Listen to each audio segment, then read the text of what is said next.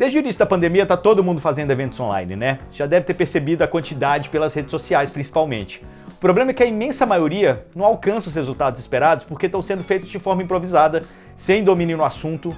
E o TD é especialista em eventos online desde antes da Covid-19. E por isso a gente tem a expertise necessária para sermos os responsáveis por eventos como a TD Web Conference, que ficou já consagrada como um dos maiores eventos do mundo sobre transformação digital, já na segunda edição, com 100 mil inscritos e 115 palestras.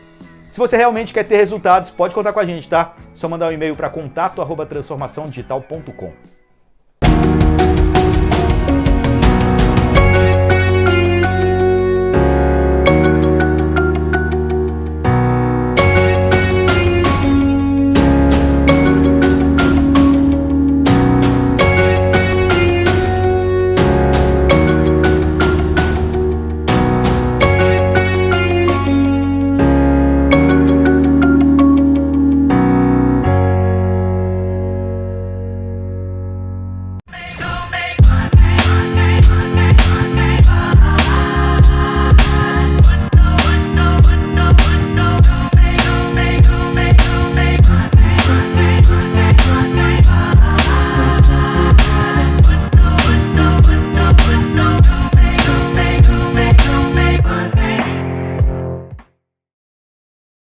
E aí, pessoal, começando mais um conteúdo do TD Web Conference. A conversa de agora é com o Fernando Teles, presidente da Visa no Brasil. Antes de tudo, muito obrigado por falar conosco, Fernando.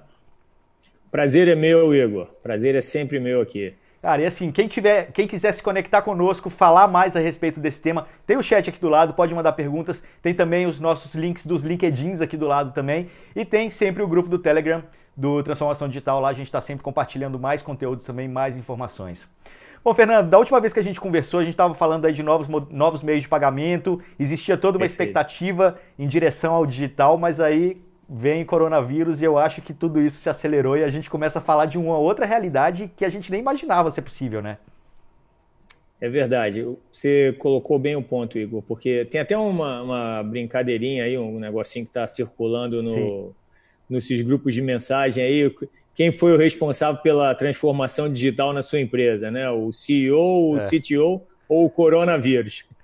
E tem 100% marcando o coronavírus, né? Tipo, na verdade já fica o desenho marcado, mas é a realidade para a grande parte das pessoas. Se alguma coisa de positivo a gente pode tirar desse vírus, né? Se é que tem, eu acho que vai ter muita coisa depois, né? Eu acho que a gente vai estar numa sociedade melhor depois, a gente vai estar uma forma de comportamento melhor, mas ela tem que ser construída agora. E se tem alguma coisa, é isso, é uma preocupação maior com o acesso do seu consumidor, do seu cliente, né? Acho que coisas sempre tiveram na agenda de uma forma ou de outra, mas que eventualmente caíam na prioridade ou outra coisa passava na frente, uma melhoria que você tinha que fazer, e sempre podia fazer um pouco mais para frente, porque você tinha outro canal para atender o seu cliente, né? Você sempre teve o canal físico à disposição. Agora, com esse cenário, o canal digital torna-se a única alternativa, né? Na grande maioria dos casos, e você aprendeu, né, rapidamente que você vai ter que tratar o consumidor de forma digital e aprender ao mesmo tempo o comportamento dele, né, nesse ambiente digital. Então, acho que sim, teve uma aceleração muito interessante nesse negócio, que ela vai ficar depois, né? Então, vai ter uma necessidade de repensar modelos de negócio e, ao mesmo tempo, de você aprender um novo hábito desse consumidor. Então, acho que assim, esse é uma coisa que esse não volta, né? Exato. E o digital traz isso, né? Muito dado para você conseguir monitorar exatamente, não monitorar, mas conhecer melhor o seu consumidor, né? Acho que você já tem alguns dados ou alguma informação a respeito da mudança do comportamento desse cara também no ponto de venda? Maquininha de cartão, a gente vê no supermercado, né? Todas agora com o papel celofane por cima e o papel filme por cima, né? E sempre as pessoas desinfetando ali de tempos em tempos.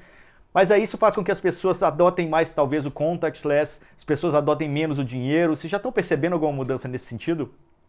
Olha, sim, definitivamente sim, né? Quer dizer, até tem uma propaganda, né, de comunicação de todo mundo, né? Partindo do próprio Banco Central, partindo dos agentes financeiros, quer dizer, para evitar O contato mesmo. A utilização de papel moeda, né? Evitar essa utilização, porque ela é um vetor, né? Sim. O papel moeda, ele é um vetor de vírus, de contágio, né? É um vetor de contágio. Então, já tem esse movimento. E uma coisa que tem aqui no Brasil, Igor, que ainda está um pouco atrasado em relação aos outros países, é assim, o pagamento por aproximação, ele já está aqui disponível, né? Então, todas as maquininhas, na sua grande maioria, elas aceitam o pagamento por aproximação. Esse exemplo que você deu, que é dos supermercados, em todos os supermercados você tem a possibilidade de fazer o pagamento por aproximação. Então, você não precisaria nem ter o celofanezinho ali e desinfetar, porque você não precisaria digitar a senha. O que tem aqui no Brasil, e que a gente está trabalhando com a indústria para isso, é que assim, o valor limite hoje para que as transações sejam feitas sem a necessidade da senha está em R$50, né? O mundo inteiro está aumentando este valor de forma bastante significativa. Vou te dar um exemplo. Na Austrália, esse valor era 100, passou para 200.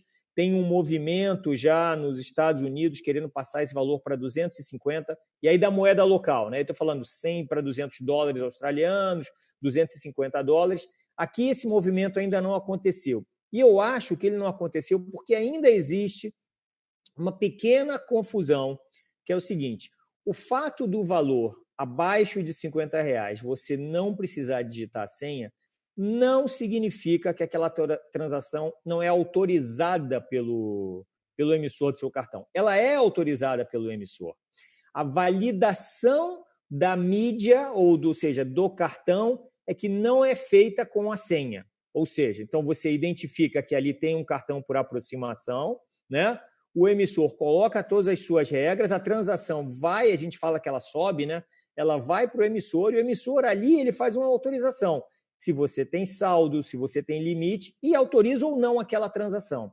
Mas há uma pequena confusão, parecendo que ao você subir este valor de R$50, todas as transações acima, né, ou do valor que você colocar, não serão mais autorizadas pelo emissor, ou seja, passarão em qualquer situação. Não é verdade isso. Então, isso é um negócio que a gente está educando e, ao mesmo tempo, trabalhando com todos os participantes do mercado para que esse valor possa subir. Que aí sim você tem um benefício real da transação por aproximação, né? Porque você não vai encostar em mais nada. E aí, desculpa, nesse sentido... POS, nem o... Uhum. Não, nesse sentido também você pode fazer o pagamento pelo celular, né? Você tem as carteiras digitais aí, que aí é uma outra forma também, aí você não tem contato nenhum mesmo. Seu contato é no seu telefone. Exatamente. Né? Porque no pagamento com o celular, você tem uma validação da biometria, né? Então, a validação como a gente chama, do device, é através de uma biometria. Por isso que ali você não precisa. Mas, de novo, ali você também autoriza a transação, ela sobe para o emissor e ele manda de volta. Tanto que, por exemplo, em alguns casos, né, o emissor pode decidir pedir uma digitação de senha, tá? Mesmo numa carteira eletrônica, mesmo num Pay, mesmo no Apple Pay, no Samsung Pay. Ele pode decidir, que a regra sempre são os emissores que decidem, entendeu? Então, ele pode decidir. Mas isso é um negócio que eu acho que vai acontecer também, quer dizer, a premência está aí, né, de aumentar esse valor mínimo para que mais transações sejam feitas sem a digitação da senha. E nessa sociedade pós-corona germofóbica, talvez, né, isso vai ser acelerado cada vez mais. Deixa eu pegar outros meios de pagamento que vocês também têm trabalhando bastante nisso. No caso do Rio de Janeiro, né, agora o transporte coletivo não está sendo utilizado pela grande parcela da população, mas lá também, nem no transporte público você usa mais o bilhete único, né? Você já paga pelo cartão de crédito. Na verdade, direto. A gente fez uma iniciativa com o metrô do Rio de Janeiro, foi a primeira. Agora estamos indo para outros modais, como a gente chama, né? Então, ônibus, barcas, VLT, estamos conversando com todos eles, mas ali fica muito claro o benefício, né? E ali tem dois benefícios, na verdade. O benefício é você passar rapidamente pela catraca, né? Então, você aproxima o seu cartão e passa. Ali não tem como digitar senha, não tem um teclado, não tem nada disso. Então, essa transação já é assim. Agora, o outro benefício é que você não precisa comprar um outro bilhete.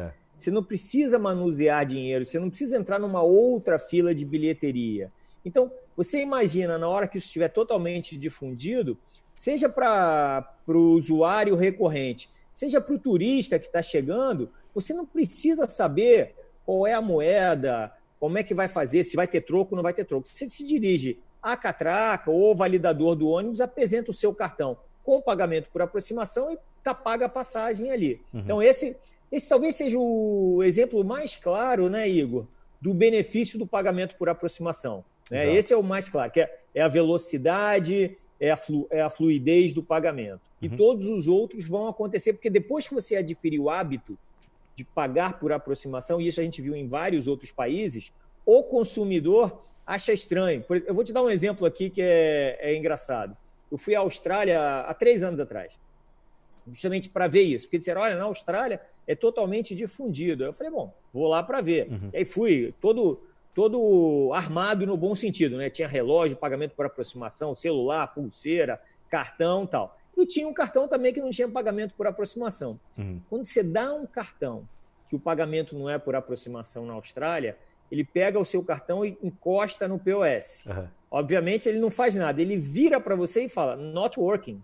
Ou seja, não está funcionando. Não existe mais no conceito deles aquele cartão que não funciona por pagamento por aproximação. Então, você vê, o hábito mudou completamente, né? E ele começou lá pelos grandes varejistas, depois foi para os pequenos varejistas, transporte público, e hoje é totalmente disseminado. Isso vai acontecer também aqui.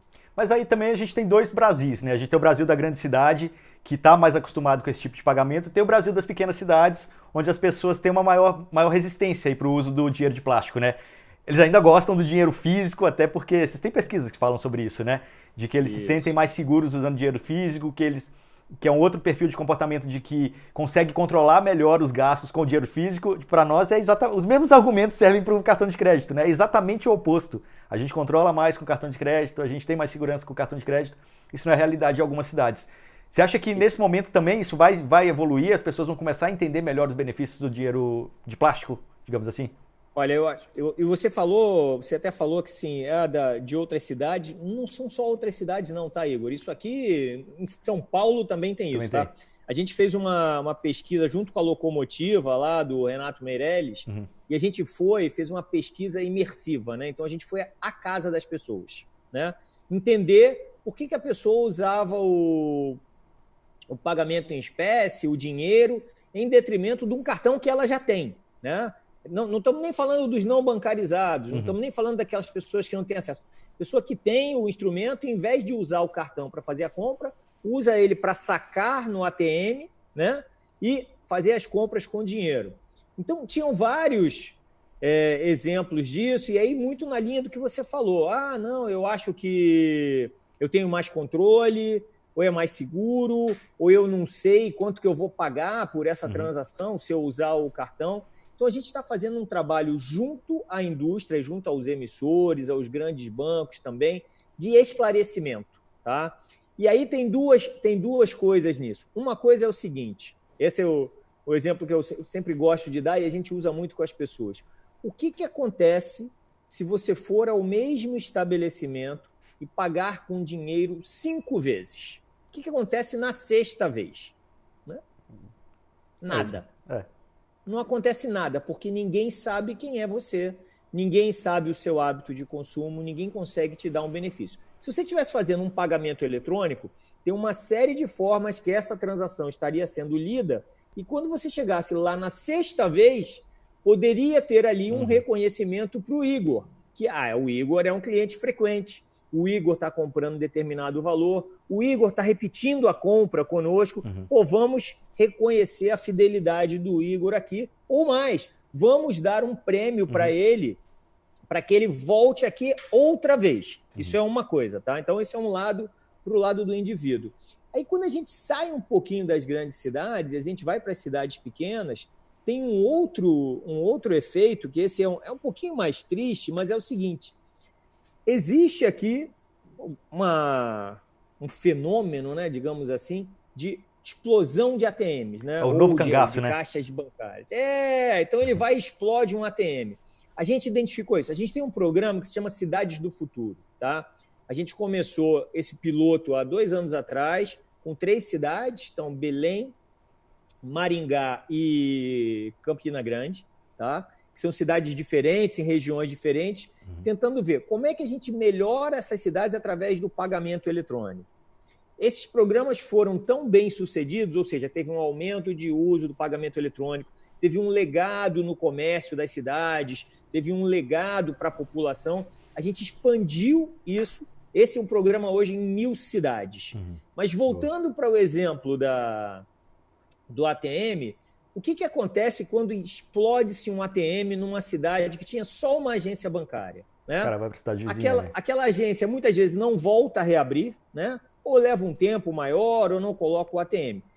As pessoas que têm o hábito ainda de fazer compra em dinheiro saíam da sua cidade para ir para a cidade vizinha para sacar o dinheiro. Né? Só que ao chegar na cidade vizinha, ele ficava com receio de voltar com o dinheiro. Ele gasta então, ele lá fazia também, compras na cidade vizinha. A cidade original ia morrendo a economia. Quando a gente introduz o pagamento eletrônico numa cidade como essa, o que acontece? As pessoas que recebem os seus benefícios hoje, seus salários, ou têm as suas contas correntes, seus cartões, usam esse meio eletrônico para fazer compra no comércio da cidade. O comércio da cidade, por sua vez, também tem uma credencial de pagamento que ele pode fazer transação nos outros comércios. Então, você recupera a economia da cidade. E, além disso, você traz uma nova realidade que é o conhecimento do consumidor, né? Então, você também entrega para os estabelecimentos um monte de informação de quem são os clientes dele, que dia da semana eles vão mais, qual é o ticket médio deles, o que eles gostam mais de comprar. Então, você tem toda uma criação de uma economia nova, muito melhor, porque o pagamento é eletrônico. Isso é que é interessante. Dado que o pagamento é eletrônico, você consegue ter acesso a essas informações. Mas aí a gente está falando de uma parcela bancarizada da população, né, que tem o cartão de crédito. E os desbancarizados? Como que vocês estão trabalhando nisso também?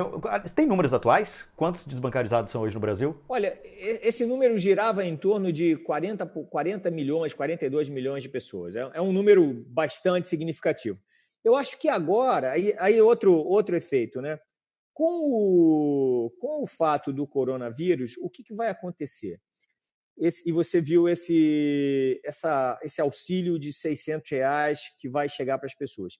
Muitas pessoas elegíveis não têm hoje acesso ao sistema financeiro. Tá? Então, já tem uma forma, né, que está sendo desenvolvida para essas pessoas terem acesso a este recurso de forma eletrônica. Tá? Eu vou te dar um exemplo do que nós, Visa, fizemos na República Dominicana. Tá? Então, na República Dominicana, também você imagina, tem uma população não bancarizada enorme, o governo também fez um auxílio. A gente criou, para cada pessoa que tem direito ao auxílio, uma credencial virtual de pagamento. O que é isso?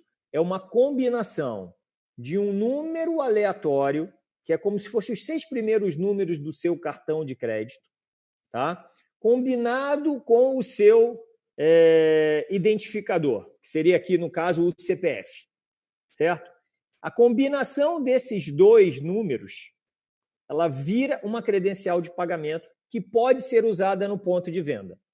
Tá? Então, ela pode ser usada como uma carteira virtual para quem tem um telefone e pode transformar num cartão virtual, ou ela pode ser muito mais simples ainda e ser digitada no POS do estabelecimento. Entendeu? E aí você também cria uma senha para essa pessoa. Então, é uma transação segura, né, que você faz chegar. Então, aquela pessoa que até então só pagava em dinheiro começa a se acostumar a fazer uma transação eletrônica. E aí isso tem alguns benefícios, né? Você sabe que quem está usando é efetivamente quem deveria ter recebido o auxílio.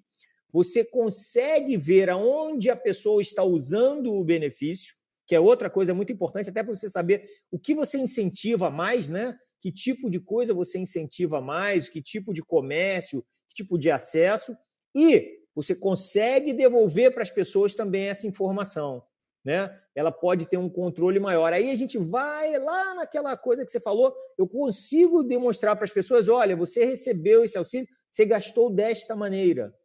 Essa aqui foram as suas compras. isso aqui é o que você fez, você foi tantas vezes, você fez tantas compras, esse foi o ticket médio da sua compra. Quer dizer, tem um monte de benefício associado. Então, eu acho que aqui também no Brasil, a gente vai ter que chegar nessa camada da população. Você viu o governo falando que as pessoas vão se cadastrar através de um aplicativo, e é isso mesmo, é você digitalizar essas pessoas. Eu acho que esse vai ser uma coisa interessante que vai acontecer. O efeito colateral. Inovação em tempos de crise, né? Mas você já pensava em alguma coisa parecida com essa antes de tudo isso acontecer? Tinha o débito, como é que chamava? O débito em conta, o débito automático? A gente já pensava, a gente já tem a virtualização de cartões, né, para os emissores, que é você gera um número, que assim, não é diferente, tá, Igor? O que é o cartão virtual? Você gera um número randômico, é o que a gente chama da tokenização. Sim. Né? Acho que quando a gente conversou lá atrás, eu te falei da tokenização, Sim. que essa era a nova onda do comércio eletrônico, porque é um número para cada transação. Tá? Então, você gera de forma aleatória um número para cada transação. Isso dá uma segurança total, tanto para quem está comprando, quanto para quem está vendendo, quanto para o emissor do cartão.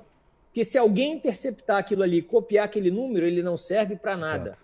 Ele foi feito exclusivamente para aquela transação. Então, a gente já vinha trabalhando nisso. Obviamente, agora você vê uma aplicação muito mais prática, né? Porque mesmo que você fale, você pode gerar um cartão virtual, você está aqui, ele é tokenizado. A pessoa fala, não, mas eu já tenho meu número, eu já sei e tal. Agora você não vai ter alternativa. A transação será virtual. Exato. Na marra, né? Será feita à distância. Ela será feita à distância. Bom, a gente está sempre buscando saber o que vem na próxima, né? O que é a próxima nova onda. Eu acho que tudo isso que a gente está vivendo vai acelerar demais essas coisas que a gente está conversando. Mas a gente também tem que lembrar que existe já essa tendência também de objetos pagando, né? Objetos que podem pagar a geladeira, aquelas coisas que a gente vê a casa dos Jetsons no presente, né? Mas com todos os objetos se comunicando e também fazendo transações. Em que pé que está isso? Você acha que isso acaba virando segundo plano perto do que a gente está vivendo hoje? Não, eu não acho que ele vira segundo plano. Eu acho que ainda tem uma barreira para isso aí, que é o que a gente chama da internet das coisas, tá? Então, assim, quando você está falando de um carro conectado, ele já está aí, a gente tem até um piloto com a Fiat, a gente fez, o carro está conectado, é muito bacana. Quando a gente vai falar de geladeira, cafeteira e essas outras coisas, a gente vai precisar de uma coisa que é uma infraestrutura de telecomunicações baseada no 5G.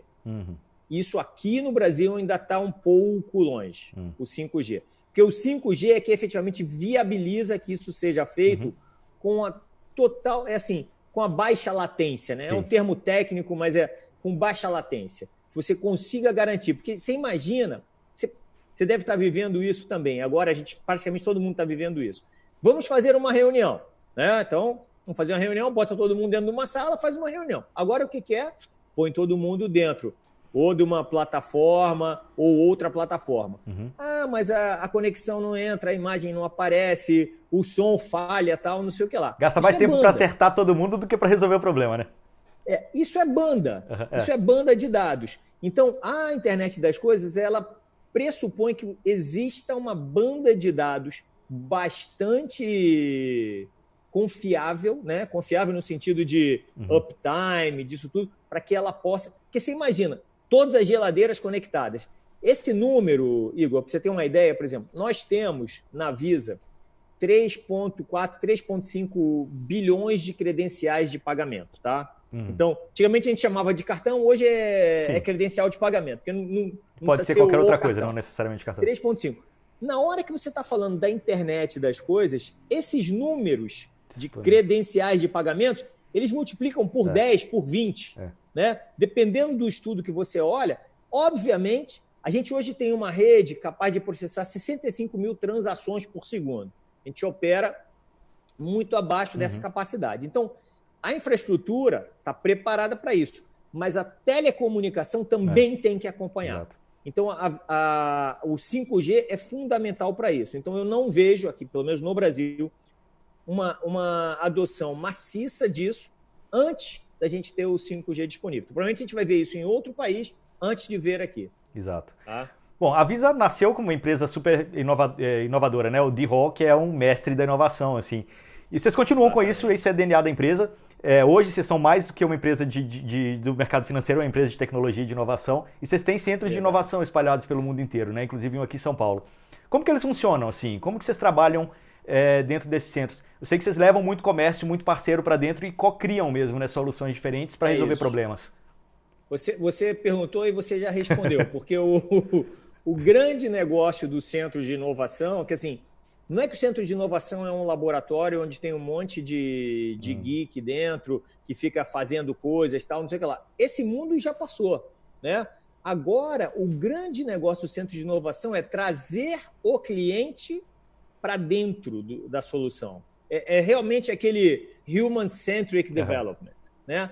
Ele é centrado no humano. Porque se ele não for, a solução que você faz, ela já nasce morta, do ponto de vista de usabilidade, aplicabilidade. Então, o centro de inovação é isso. Então, o que você fala? A gente traz os parceiros, e é interessante, quando a gente fala dos parceiros, a gente é parceiro de todo mundo que está no ecossistema, né? Então, a gente é parceiro de varejistas, a gente é parceiro de bancos, de instituições de pagamento, adquirentes, processadoras, mas a gente traz esses caras e traz o cliente final. Então, tem eu vou dizer uma catarse, mas tem uma coisa ali, que uma coisa é você gerar as soluções, então, entre nós, o emissor e tal, a gente gera a solução. Quando você põe ela à prova com o consumidor final, o choque de realidade é muito grande. É muito grande. Agora, é extremamente poderoso, Igor. Porque na hora que você realmente se dedica a escutar o consumidor final, você consegue fazer uma solução que às vezes é muito mais simples do que você pensava, que essa é a necessidade dele, e ela fica muito melhor. Mas você tem que estar disposto a jogar todos os seus preconceitos fora. E aí você falou do D-Rock. O D-Rock tem uma frase que está até escrita no nosso centro de inovação, que ele falou assim, o difícil não é aceitar as ideias novas, o difícil é tirar as antigas de dentro da sua cabeça. Fato. É isso que é o difícil. Então você tem que liberar os seus preconceitos. Tipo aquilo. Pega uma pessoa que nem eu, trabalho na indústria há 30 anos. Isso eu já testei. Isso aqui eu já sei. Isso aqui acho que não funciona. Se entrar com esse espírito no centro de inovação nosso, nada acontece. Mas dá um exemplo prático assim de coisas que já saíram do centro de inovação. Que produtos vocês já criaram ali? Vou te dar alguns. Por exemplo, o carro conectado com a Fiat saiu do centro de inovação. Tá? É uma parceria nossa junto com a Fiat, né? Você hoje pode fazer compras de dentro do seu carro. Um primeiro parceiro foi o McDonald's. Então, esse é um negócio que aconteceu lá. Vou te dar um outro exemplo que a gente fez com o Banco Neon. Tá? O Banco Neon, ele foi o primeiro no mundo a fazer a autenticação da transação, tá? Por biometria facial.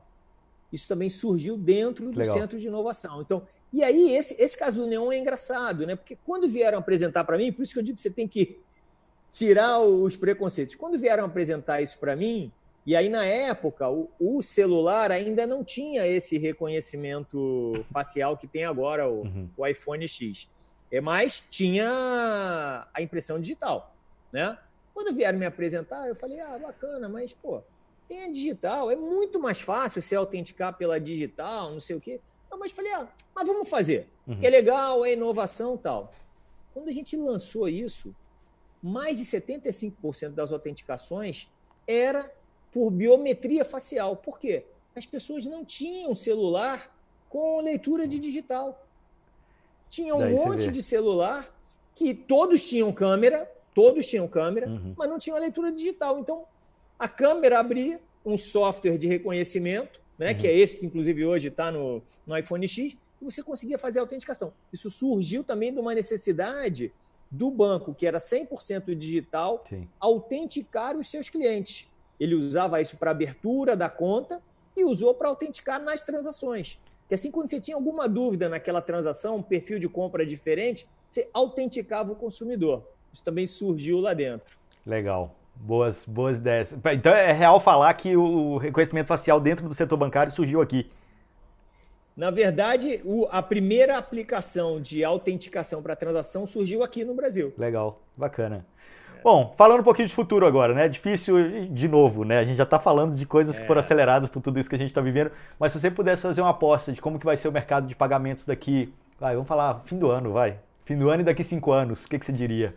Para que lado a gente vai? Eu acho que a gente vai ter, acho primeiro assim, minha aposta, tá? A gente vai ter uma mudança de hábito muito grande, tá? Seja na diminuição muito grande da utilização do dinheiro, mesmo depois de passado o vírus e tal, esse negócio, fica um residual das pessoas e elas entendem e falam assim, dinheiro é um negócio sujo, né? Papel é sujo, entendeu? Ele não me permite nenhuma interação melhor ali. Eu não sou reconhecido porque eu estou pagando em dinheiro, diferente do que as pessoas acham hoje, né? Eu tenho dinheiro, eu estou podendo. Então, isso vai mudar do ponto de vista tanto do estabelecimento quanto do ponto de vista do consumidor. E a outra coisa é que a quantidade de compras não presenciais ela vai deixar de ser um tabu, né? Exato. Ela vai deixar de ser um tabu. Então, por exemplo, a gente está investindo muito hoje, Igor, em trabalhar junto com os nossos clientes para que eles autorizem mais transações não presenciais. O que é transação não presencial? É qualquer compra que você faz que você não está frente a frente, né, no estabelecimento com a sua credencial de pagamento. Então, um iFood, um Rappi, uma compra na Netflix, uma compra por um site de e-commerce, todas elas a gente chama de transação não presencial. Né? E todas elas hoje carregam ainda aquele negócio. Vou botar o número do meu cartão, aí eu não sei se eu vou receber, como é que é a contestação dessa compra. Isso, para mim, vai ser uma mudança de comportamento totalmente sem volta. Primeiro que você vai descobrir o conforto daquilo, né? Vou te dar um exemplo. Algumas instituições de pagamento tinham como regra, tá, que se a primeira transação de um cartão que você recebeu fosse uma transação na internet, ela não podia ser autorizada. Tá? Agora, se fizer um negócio desses... Não era o hábito, né? Então, você recebia o cartão, você desbloqueava, você testava ele antes de fazer uma compra na internet. Então, tinha-se a ideia, tinha-se ou tem-se, né? Assim, aquele cartão pode ter sido interceptado e alguém está tentando fazer uma compra na internet, mas ele não é o dono do cartão. Então, pode ser uma tentativa de fraude. Então, na dúvida, eu negava aquela transação. Imagina o cenário que a gente vive hoje, né? Que as pessoas que não usavam o cartão, não usavam, mas descobrem, né? Que falam assim, opa, eu tenho um cartão. Não sei se você viu, por exemplo, tem uma campanha que o Banco do Brasil está fazendo muito bacana, que é direcionada aos beneficiários do INSS, até com o Renato Aragão. E ele está ensinando o seguinte, o cartão de benefício que você tem do INSS é um cartão de compra. Você pode comprar com ele, você não precisa sacar o dinheiro. Você pode comprar direto no estabelecimento, onde tiver uma maquininha, ou você pode comprar pela internet. Né? Mas imagina alguém que nunca fez uma compra, né? Tem um cartão, e aí agora recebe essa informação, ou fala, opa, agora eu vou pedir comida, né? Ou vou comprar o meu supermercado. Aí ele vai tentar fazer a transação é negada, porque é uma primeira transação de um cartão que nunca foi usado. Então, esta mudança de hábito vai acontecer para todo mundo. Vai acontecer para as instituições de pagamento, vai acontecer para o estabelecimento, né? Vai acontecer para o consumidor, porque o hábito de compra vai mudar, o ticket vai mudar, então tem todo esse aprendizado, porque assim, o mercado de transações, né, de pagamentos eletrônicos, ele funciona pelo conhecimento do comportamento. E o comportamento evolui, né? Então você vai aprendendo isso. Quando tem uma mudança radical dessa de comportamento, ele precisa aprender muito mais rápido. Então, isso, para mim, é uma das coisas que vai acontecer no futuro. Você vai ver uma naturalidade muito maior nas compras não presenciais e vai fazer a aceleração dessas coisas que eu te falei, de tokenização, disso tudo, que é para ter essa transação de uma forma mais segura possível. Entendeu? Para que todo mundo tenha confiança e segurança de fazer aquela transação sem ficar receoso de se aquela transação é uma transação fraudulenta, se ela vai ser recebida, se ela não vai ser recebida. Esse é o papel da Visa nesse ecossistema. Garantir a integridade dessas transações. Sabe o que eu acho que uma coisa que também está para acontecer, já está acontecendo, que eu acho que não é só para o mercado financeiro, mas para todos, é aceitar a mudança também, né? Tem a ver com aquilo que você falou, de entrar no laboratório de inovação e de se despir dos seus preconceitos. Acho que as pessoas vão aceitar mais facilmente as mudanças daqui para frente, porque, né, tá tudo acontecendo tão rapidamente, a gente teve que aceitar tudo isso. Tomara que isso seja um efeito colateral positivo de tudo isso que a gente está vivendo, né? Igor, assim, eu tenho uma visão mais positiva disso. Eu acho que a gente vai sair como sociedade, como pessoa, como negócio, muito melhor do lado de lá, tá? Acho que vai ser um período duro, né? Um período duro, mas a gente vai sair muito melhor do lado de lá. O que é muito melhor? A gente vai sair muito mais consciente da necessidade que o próximo tem. Isso eu acho que é uma coisa que vai acontecer. A gente vai sair mais consciente das possibilidades que a gente tem e de que a gente efetivamente consegue mudar o mundo ou para um lado ou para o outro, né? Ou para um lado ou para o outro. As empresas também. Talvez você nunca tenha visto um movimento de solidariedade tão grande, né? A nossa geração, ela nunca viveu nada parecido, né? Nada próximo disso. Um país como o Brasil, então, que é um país que não entra em guerra, né? A gente não tem essa ameaça constante de guerra que existe em outros países, Oriente Médio, por aí vai. A gente tinha uma vida muito tranquila aqui, né? Agora a gente vai começar a dar valor a uma série de coisas que nos foram privadas nesse momento. Então, quando a gente sair do outro lado, a minha expectativa e a minha crença é que assim, a gente não vai se comportar mais como a gente se comportava antes. Eu acho que a preocupação com o próximo vai ser maior.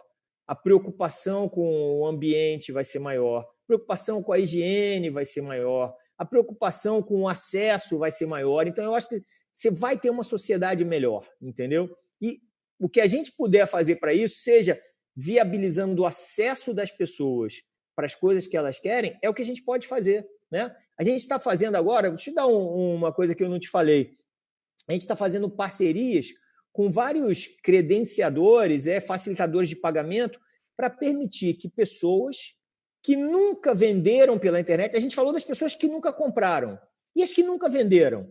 A gente fez uma parceria para que essas pessoas possam receber um link de pagamento e enviar para o seu cliente, seja numa rede social, seja num site, seja numa mensagem de um aplicativo de comunicação, para que ele possa continuar vendendo, para que ele possa continuar trabalhando, entendeu? Então, seja por proximidade, né? Então, a gente está ligando os consumidores de uma região com os pequenos estabelecimentos e empreendedores daquela região e viabilizando para que essa transação aconteça. Ela tem que ser de forma eletrônica, porque ele está com a porta fechada, entendeu? Ele está impedido de trabalhar, mas ele pode continuar vendendo.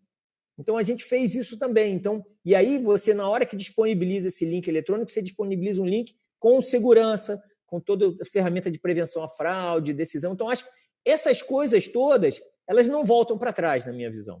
Entendeu? Elas só andam para frente. Perfeito. Bom, nosso tempo está chegando ao fim, mas quem quiser continuar essa conversa, tem o chat aqui do lado, pode mandar perguntas, pode mandar comentários.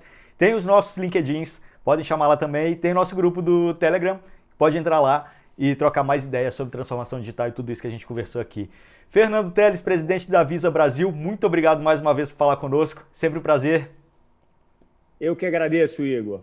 Foi muito bom. Acho que você faz um papel importante, principalmente numa hora como essa, onde o esclarecimento, a explicação para as pessoas, ela é fundamental, né? Eu estava falando outro dia, por exemplo, nesse caso do link de pagamento que eu te falei, o link de pagamento não é só bastante suficiente. Você precisa educar as pessoas. Claro. Você precisa educar quem compra, educar quem está vendendo, de como é que se comporta. Então, eu acho que esse papel que você está fazendo, eu te agradeço a oportunidade e te parabenizo porque é muito importante esse esclarecimento para todo mundo, tá? Divisão de conhecimento é o bem mais poderoso que a gente tem. Perfeito. Valeu, cara. Obrigadão.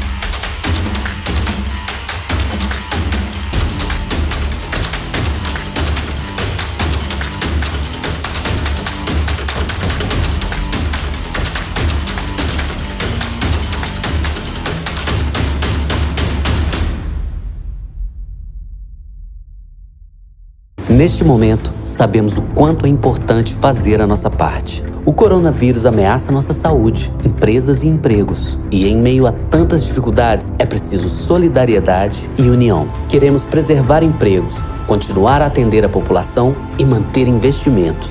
Porém, gostaríamos de fazer mais. Para isso, precisamos do apoio de todos, especialmente daqueles com poder para tomar decisões. CNC, federações, SESC, SENAC. Trabalho a favor do Brasil.